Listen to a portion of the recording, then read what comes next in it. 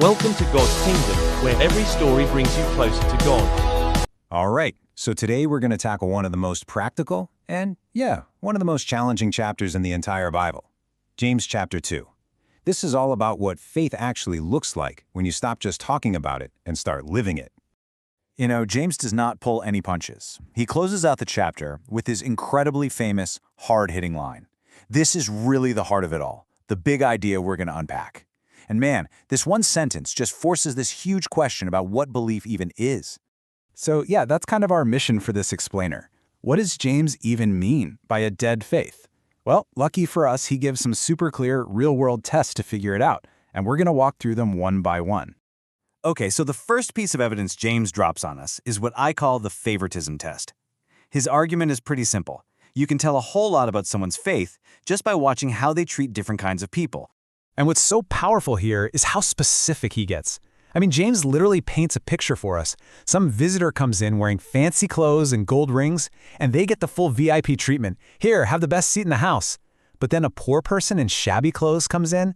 They're basically told, you can just stand in the back, or, sit on the floor by my feet. It's a real gut punch of an image, showing favoritism in the starkest way possible. And this just perfectly illustrates the principle behind it, right? The reason this stuff is a sign of a dead faith is because it goes completely against the character of God, who values every single person the same. It's a timeless challenge, Do we see people the way the world does, based on their status, their success, their clothes, or do we see them through a different lens entirely? Okay, and from here, James really raises the stakes. He makes it clear that this isn't just about bad manners or being kind of rude. No, this is about breaking a fundamental core law of God. He calls it the royal law. I mean, that name alone tells you just how big of a deal this is. Love your neighbor as yourself. It's so simple yet so profound. And according to James, this is the standard. This is the law that our actions are measured against. So check out the logic he lays out here because it's really important. If you show favoritism, you are, by definition, not loving your neighbor as yourself. And if you break that one command, he argues, you're guilty of breaking the whole thing. It's a total all-or-nothing kind of deal.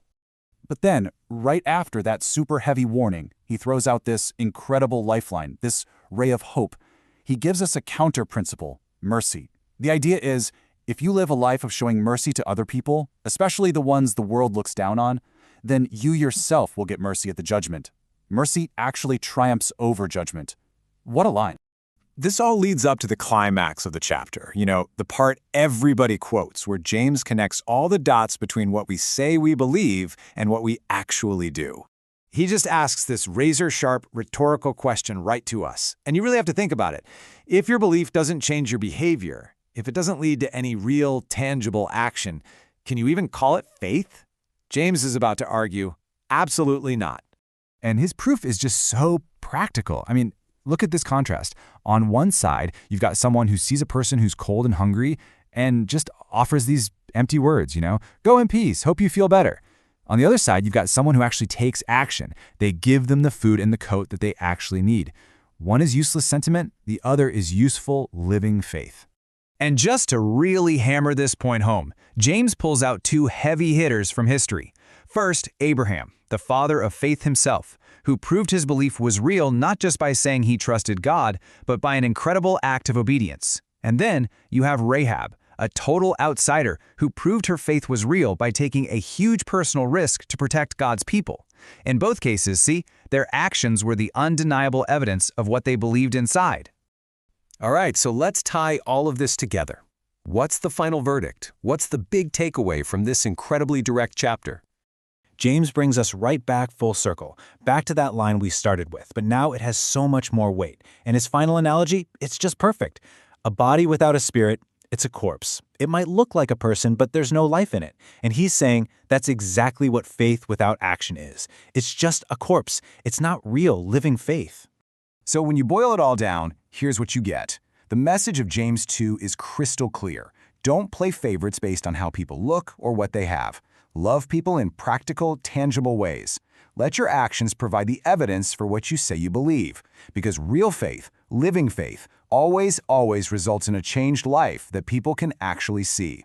And so this whole chapter kind of leaves us with one final, really challenging thought to chew on. James basically puts faith on the witness stand.